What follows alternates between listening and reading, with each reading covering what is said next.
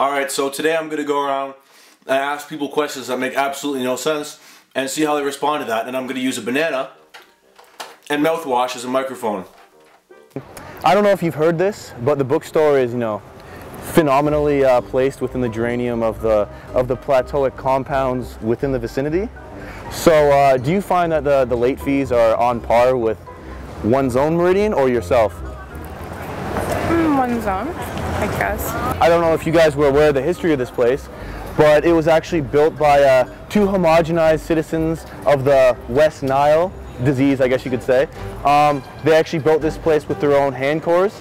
So my question is, do you think that this is fair within society to have given this obliged state? I'm not sure, actually. I know that is a good question. That the reputation that McMaster gives upon its civilians finds itself compounded and complacent within their own regalia? Yes, I do. Yeah, I'd have to agree with that. Okay, we have two concurs. Well, I mean, there's a whole placebo effect involved in the geranium of society, right? So my question is it a butterfly effect, or is it more of a doctrine? You know what? I can't say really, but I'll go with the placebo butterfly effect. So do you think that students should be kept at an arm's length and an arm's length away from a political standpoint, or do you find that it's an ordinance that can't succumb to its own sequaciousness within the own compounds of the meridian? You're gonna have to restate that in English.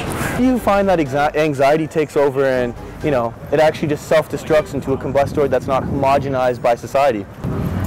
I agree.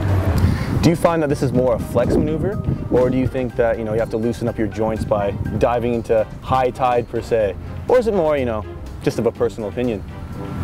Personal opinion? I'd have to concur with such said notion.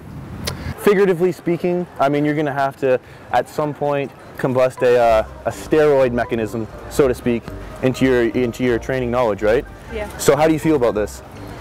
I don't know. The eyebrow of knowledge. I mean that sometimes it gets a little hairy at times, right? Like if we think about it, it's more of a, it gets kind of hairy. It's not really a clean situation. So I'm saying it is. Have an old bookstore? Yeah. It's hairy? Yeah, well, some would say, yeah. Like, do you find in layman's terms you have to put like a placebo into the whole effect to be able to, take classes seriously in this world, in this realm? Yes. Do you think that, other people should incorporate their own postures, negatives, and put their own feedback into what they're doing as human beings? I have no comment on your last question. Obviously, there's an abundance of pretty ladies among this campus here. So do you guys find it's hard to find a sequacious interlude that surrounds itself by a primordial octane? Or do you think that it's more the mechanics of the actual century itself? We've got the most beautiful ladies on campus here, and we've got so many to choose from, or not choose from, but we've got so many ladies around. It's just a great atmosphere here at McMaster. It's an awkward interview. I like it though.